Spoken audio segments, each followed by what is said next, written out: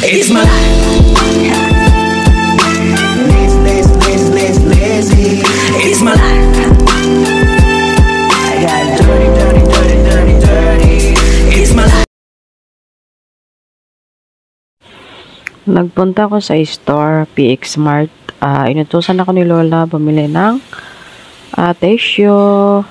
Yan, nag-ikot-ikot muna ako kung ano ang mabili dyan. Para, window shopping muna dyan. Ikot-ikot, tingin-tingin. Para medyo matagal-tagal naman kasi bored sa bahay. Kaya mag-ikot-ikot muna ako kung anong mabili dyan sa store. Yan. Inutusan ako ni Lola kasi magluluto siya. Gagamitin yung tissue sa pag-dry ng isda.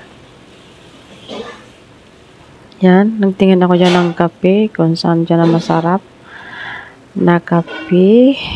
Kasi hindi ako pwede sa kape na black coffee. Kailangan sa akin ay hindi masyado ma-strong na kape kasi nagpapalpitik yung dip-dip ko. So, tingin-tingin muna ako dyan kung ano ang pwede kong bilhin na coffee. Tapos, bibilihin ko. Kaya lang, wala akong nakita yung kagaya dati na binibili kong coffee na masarap. Parang lang siya ang kulay brown. Ang siya, made in USA.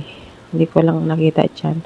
Dyan, maraming mabibili dito sa PX Mart. May ice cream, juice, lahat na dyan na guys.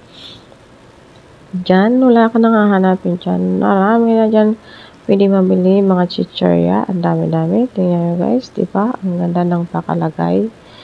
Dyan nila, baka secret. So, andyan naman yung gatas na iniinom ko. Dyan. Red Cow Milo. Okay guys, thank you for watching me.